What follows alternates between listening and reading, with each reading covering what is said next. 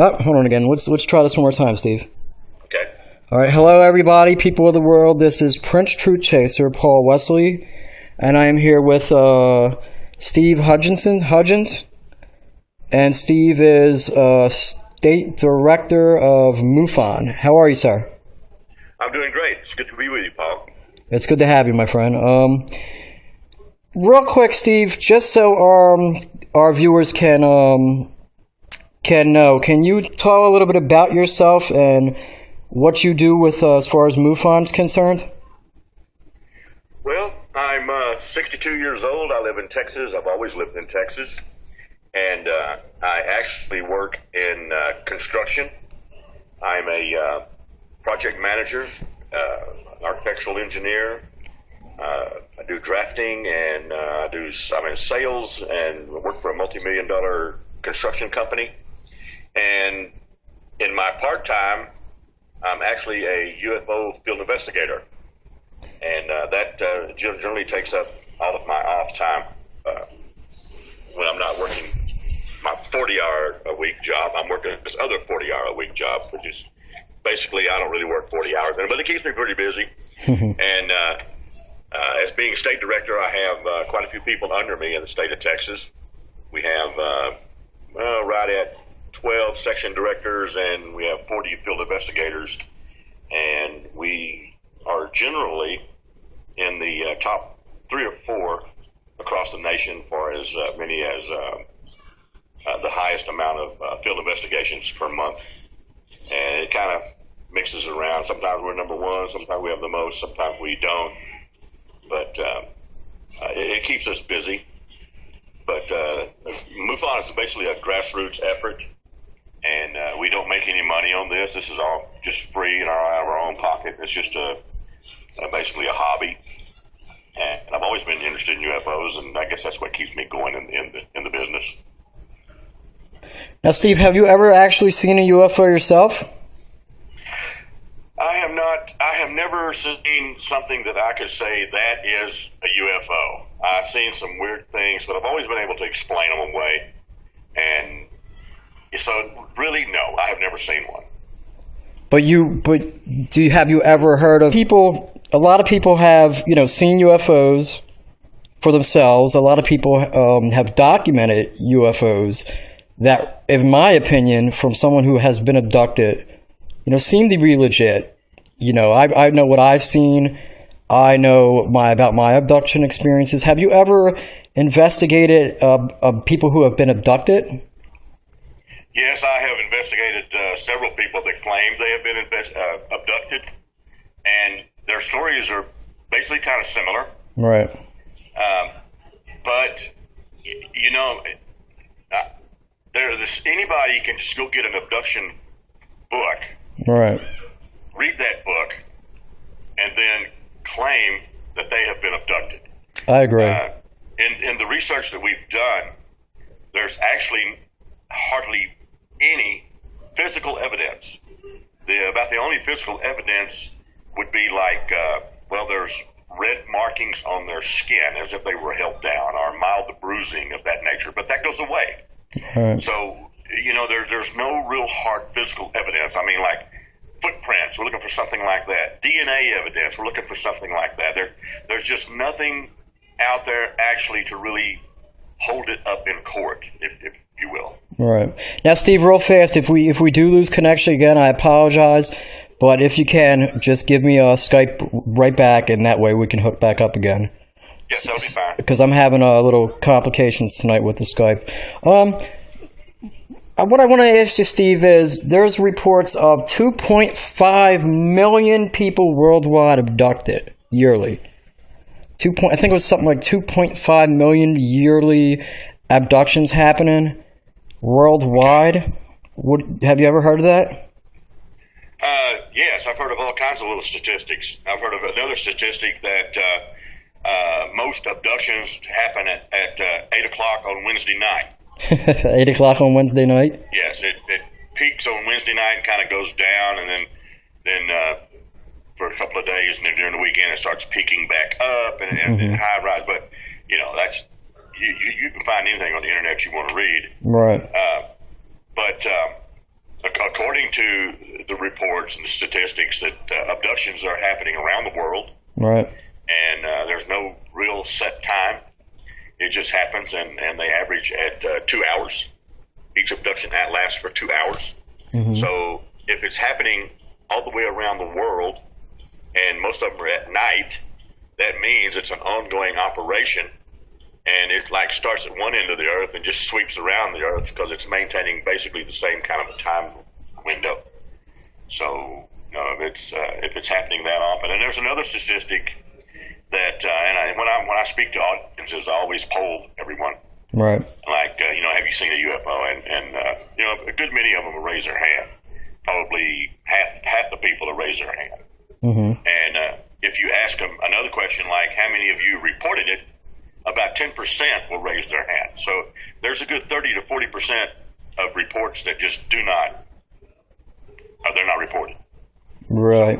So you can take that abduction number and probably multiply that by 400%, mm-hmm. and you'd have a substantial number.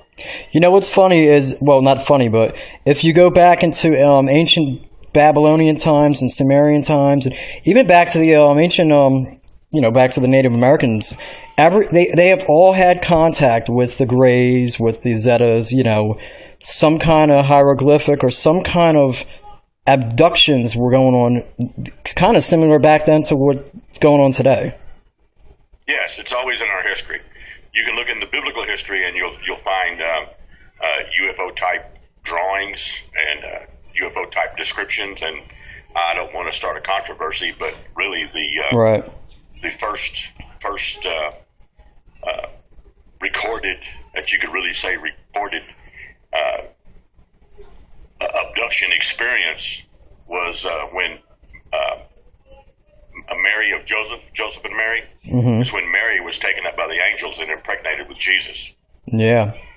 That's an abduction scenario. Well, yeah. You can look at that any way you want to look at it, but that's the way it is. That's it. So it's the way it is. And a lot of people don't want to look at it the way it really is. And, I've overheard that the religions are starting to accept the presence not only of UFOs, but extraterrestrials that were in the past. Yes, the all these guys, church. The interesting people, the ones that are in charge. What do you call those?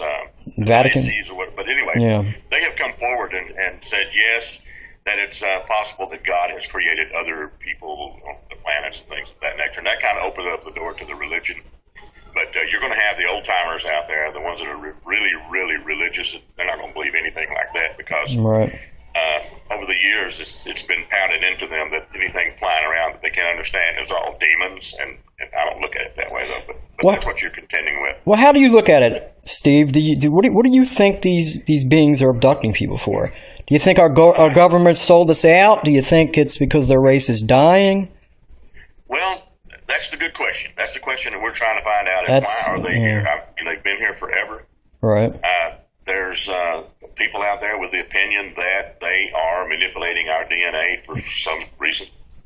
I had a lot of questions about religion until I read the book, The 12th Planet by Zecharia Sitchin. Yeah, I heard of that. If you would read that, I would encourage everyone that's listening in this audience to get that book and read it, because it does answer a lot of questions and fills in a lot of blanks about our history, our astronomy, and it's a very interesting book, and I encourage everyone to read that. But as far as why they are here, I don't know. If the government probably knows. I'm thinking they do.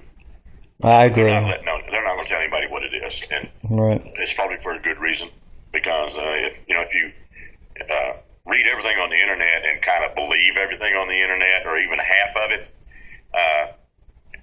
I would probably shoot myself if I believed half of it. There's some people say that they're harvesting our DNA, right? Like taking women and abducting them and impregnating them, and then taking the fetuses, right? After the embryo is gestated, they remove the embryo and for whatever purpose, and do what they do with whatever they're doing with them. And I've heard that they also take this embryo and I know, really, but But they take the embryo and embed this in a cow. And you're sitting there, probably some people out there probably saying, a cow? What do you mean a cow? I mean, why do that? Well, scientifically, a cow's blood will work in a human body. And during time of war, you can actually take a cow's blood and use it if you need to.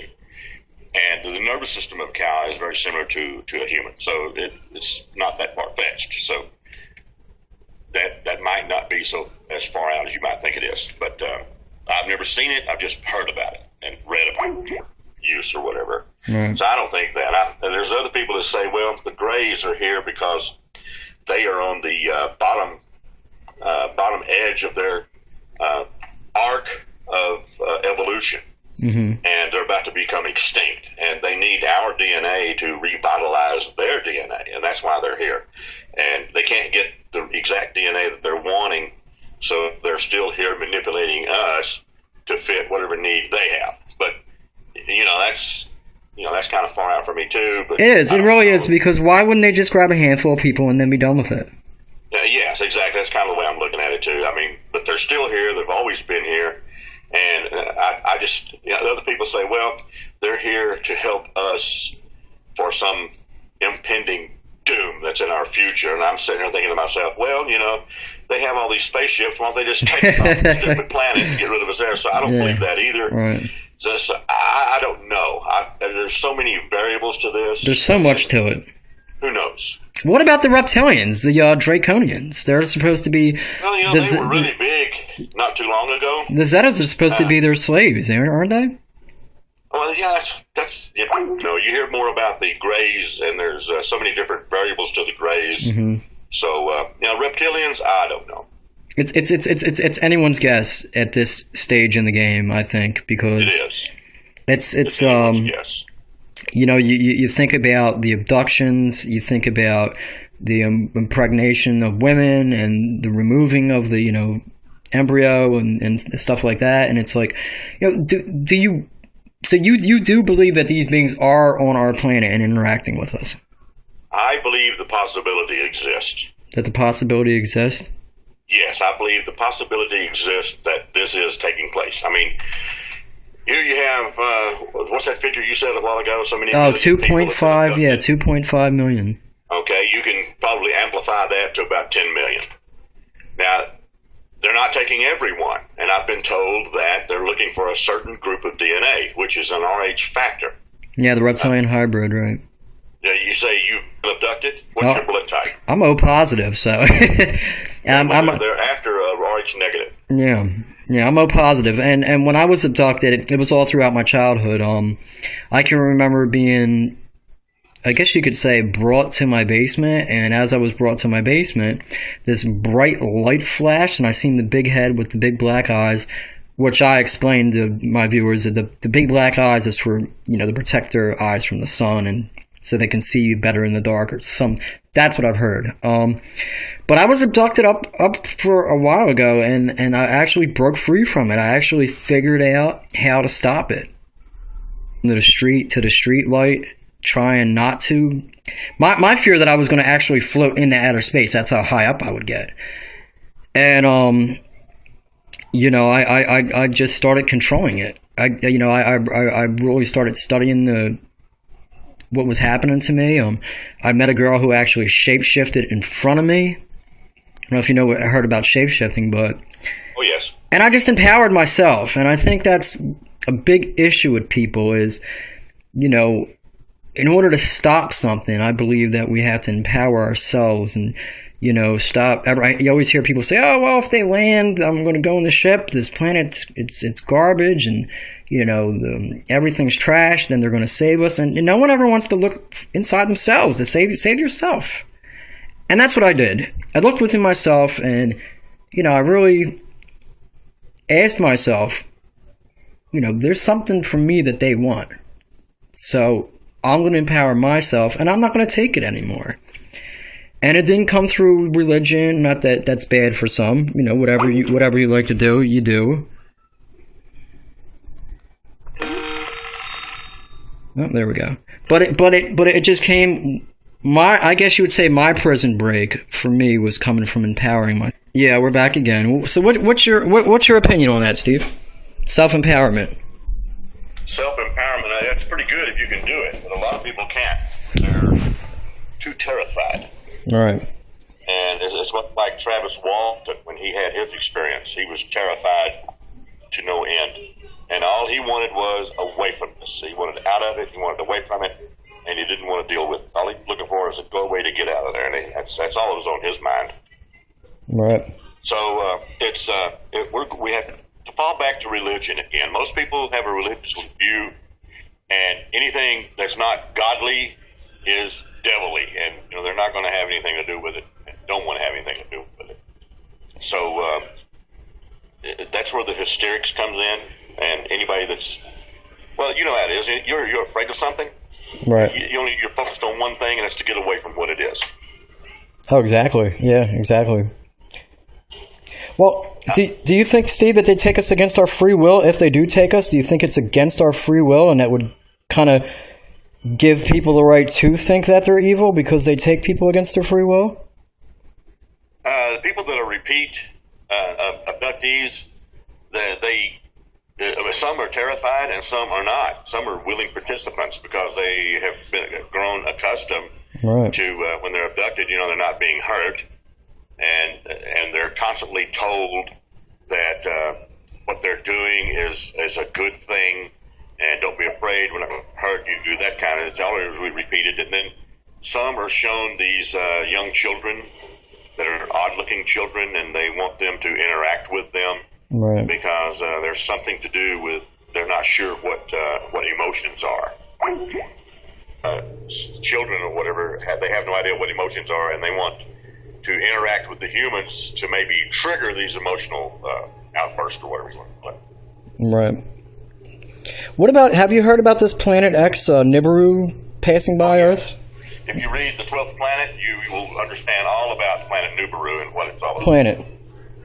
Yes, for people that don't know about this 12th planet, some hundreds of thousands of years ago, this planet wandered into our solar system, and there's different description of 3,600 year orbit into and out of our little solar system here.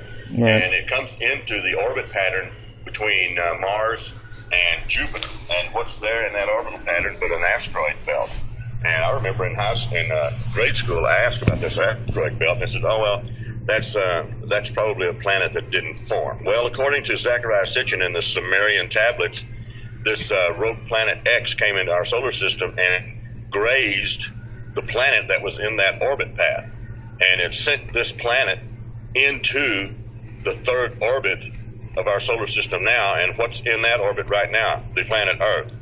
So, according to Zechariah Sitchin and the Sumerians, this planet came in, knocked the planet out of the planet, the orbit pattern that was there, kicked it over here, and went out and these people on this planet X, when they come into our solar system, they mine the planets for the gold and silver and whatever, because they need these elements on their planet.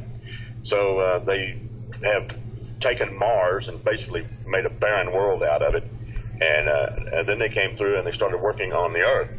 And according to these Sumerian tablets, they actually made man, and the people that are on this planet were seen as gods because they took the cavemen that are running around in these bushes over here and took the DNA out of them and mixed the DNA with the people from...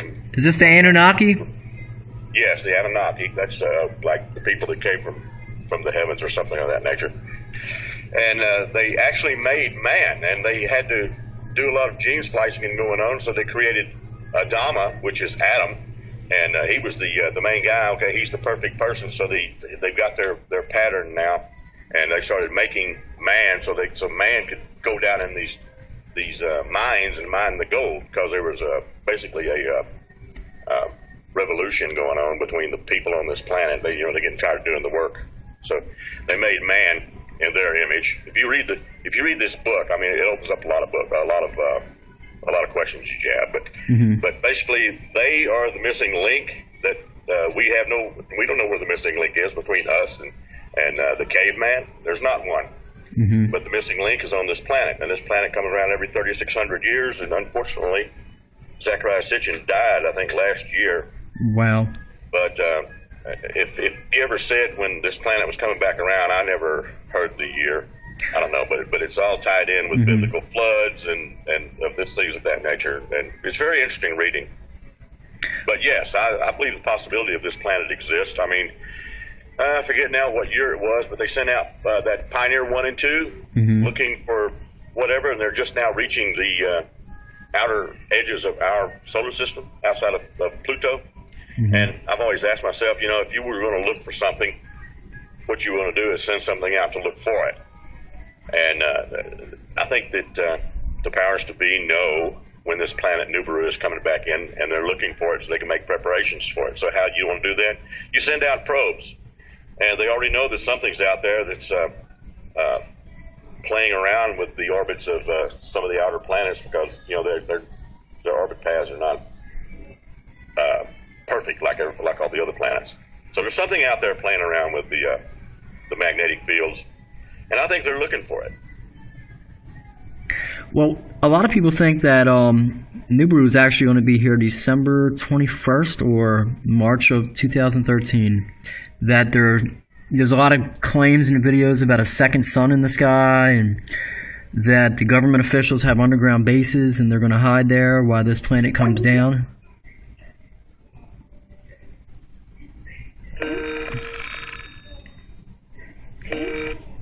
So, do you think that Nibiru is actually on its way, say in about another month and a half, or no?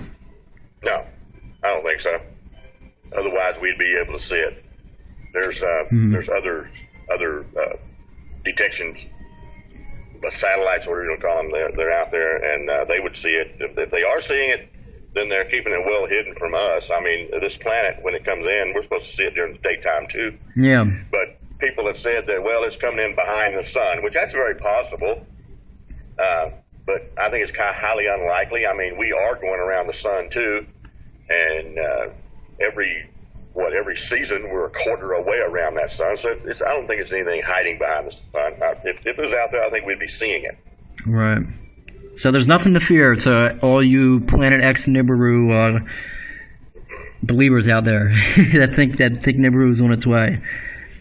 So Steve, talk if you don't mind. Can you talk a little bit about Mufon and your experiences Sure. Your experiences so far being in Mufon? Well, I've been in Mufon since 1991, and I became a field investigator shortly after that. And basically, each state runs its own self. I mean, there's not that much to do. There's not much outside influence other than just organization. And we did the Stephenville flap of 2008, and that was very interesting. As a matter of fact, we're still working on that. There's still things going on down around. We're thinking it's more military than anything. And, of course, we have what I call the flying Walmart that flies through once in a while. And I'm always of the opinion that, if you're an alien race and you're coming here from this planet from another solar system 50 light years away, I mean, you're not going to go flying around over here in a militarized zone and take a chance on losing your only way home. So I think that things are going on in all of the areas around Stephenville are all military operating zones. And so, I don't think they're going to be down there playing around, and I think it's all our military is what it is. No, as far as world governments having the technology to make our own flying saucers, I mean, do you think that's possible? Other governments or our government? Well, there's been claims that Germany's been flying UFOs in the 40s. So I mean, it's 2000. Nazi Germany. Yeah, Nazi Germany. There was claims about Nazi Germany working on and trying to build flying saucer type equipment, but I don't think they made it. They didn't do it. Otherwise, we would be speaking German and eating sauerkraut right now. So that's true. I don't think that happened. But when we got there, the Allies, excuse me, I think whatever Germany had, we got it. Well, we got their scientists. Yes, we got their scientists. That's why our rockets are a lot better than Russia. What about Area 51? What's your take on that? Well, it's very isolated, and they still maintain a high security envelope. But there's rumor that everything has been moved to Utah. Everything's in Utah. How about Roswell, New Mexico? Do you think that's real, or do you think that's? No, I think it's real. I've never believed in the weather balloon thing. Mm-hmm. There's too much research going on it, and I don't believe the weather balloon thing. I think something actually did crash, and they didn't know how to deal with it. So did we reverse engineer their craft yet? What do you think? Are we flying? I think so. We're flying ET technology now, or what are we doing? Well, I think so. Yes, I believe so. And here's how I look at it. I always ask people. I say, I want you to think for a minute. And I ask people I've talked to. I said, well, listen, how long was man traveling around in an animal-drawn vehicle? So I'm going to ask you that question. That's a good question. I don't know. Can't answer it. About 2,500 years. Wow. About 2,500 years, this man running around with an animal dragging him around or riding him. That's it. Right? Yeah. Okay. How long from the time that man stepped off of this animal-drawn vehicle and stepped onto the moon? Good point. We did come a long way in a short period of time. That's about 60 years, 65 years. Well, what about time travel? Have we been able to travel in the past? If you ever heard of the Philadelphia, the Philadelphia Project, or I think it's called? Well, there's a lot of talk about that, but there are some say that the men in black are actually time travelers coming back to set the time straight. What do you mean by set the time straight? Well, like say someone comes across some kind of proof or evidence of something. So instead of disrupting the time continuum, they come back and extract whatever the evidence is, and they just disappear. But the last part of my little deal here about the animal-drawn vehicle, about 60 years they stepped off this vehicle and onto the moon, right? Right. Okay, if that's true with that big of a technological leap, why are we still 112 years later driving these gasoline cars with 20 miles to a gallon? Well, my guess would be money. Okay, money. Who's making the money? The offshore bankers, the elite, people in power. The entire economy is based on oil. Right. If you take oil out, the whole economy of the world would crash immediately. Yep. There are products we use every day that are oil-based, like the plastic cover on the back of your iPhone. That's based on oil products. So the economy would crash. Thank you for being a guest on the show today, and is there a message or like a sending off message that you would want to give to the people that are going to watch us? Sure. If you're interested in joining Mufon, go to mufon.com, and you can click on there. It says Join Mufon. It's there's 3 tiers. There's 35, 45, and 55, and you get with the $35, I think you just get the electronic journal or something of that nature, and then with the 45, you get the actual journal itself a month. If you go the 55 route, you get both of them. And the journal has a lot of things. It's a monthly publication. I'm on Facebook. I encourage you guys to go to my Facebook page. It's Steve Hudgens Jr. And I also have a Facebook page on my radio, 8 o'clock Central Time. Come in every Friday, listen to the show. It's about an hour and a half. And we have fun. I have guests on, and we talk a good story. And that's about it. All right, Steve. Thanks again, sir. And, to everyone, keep your eyes in the skies. And if you see anything, give Steve a call. He'll be sure to answer your call. Sure. All right. Thank you, sir. Thank you for being on the show. All right. Bye. All right. That's cool.